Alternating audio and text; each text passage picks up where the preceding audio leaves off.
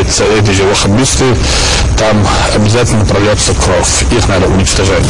Само наличие этого режима накладывало определенные ограничения для дальнейшего развития. Отметим лишь только то, что с отменой КТО стало возможным международное сообщение из аэропорта Грозный и формирование на территории республики таможенных структур. Первый международный борт с паломниками, летающими на Хадж Мекку, отданный до 2009 года.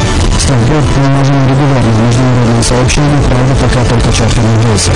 Но уже в ближайшей перспективе постоянное воздушное сообщение со странами СНГ, Ближнего Востока и Европы и Юго-Восточной Азии. Одним из ключевых достижений стало и развитие средств масс-медиа республики. Сегодня в Чеченской республике выходит более 30 газет и журналов, функционируют информационные агентства и 2 телерадиокомпании, одна из которых, Грозный, то есть наша телерадиокомпания, посредством спутника вещает на весь мир.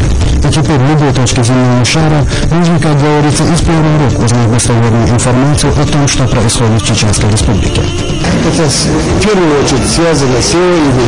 Нас знают во всем мире как созидатели, как писатели, как ученые, как творческие люди. Вот настолько он поднял имидж чеченца. О достижениях эпохи президента Рамзана Кадырова можно говорить бесконечно, там для разговора не выдается. Тем более, что благодаря стараниям этого человека позитивные изменения в республике стали отбиваемым каждодневным и систематичным. А что же сам Рамзан Ахматович думает по этому поводу? Его ракабо в Ислагуду война. Изди, Хаймон. Кобин доктор, здесь не доктор, здесь не доскидает. И вот видишь, и чай, Самым серьезным экзаменатором своей деятельности, как ни странно, является сам же Рамзан Кадыров. Мусульманин и чеченец давно до костей. Вера, патриотизм, ответственность, достоинство. Все это для него не какие-то эфемерные определения, а состояние души. И во многом благодаря его настойчивости и целеустремленности это понятие снова становится неразрывным с чеченским обществом, как и было, как и должно быть. Сам Рамзан Ахматович тоже прогрессирует. Его характере есть одна черта – это точно и детально наказывать то, чем он занимается. Во-первых, это необходимо, чтобы знать суть проблемы. Во-вторых, это позволяет расставлять приоритеты в достижении целей. И в-третьих, знание сути вопроса предполагает, какую ответственность возлагать на должностных лиц исполнителей. Вместе с тем, что он стал без ложной скромности отцом целого народа, Рамзан Кадыров добился политического признания на международной арене. Короли Иордании и Саудовской Аравии называют его своим братом и обращаются соответственно. Именно благодаря усилиям Рамзана Кадырова сблизились позиции России и мусульманского мира.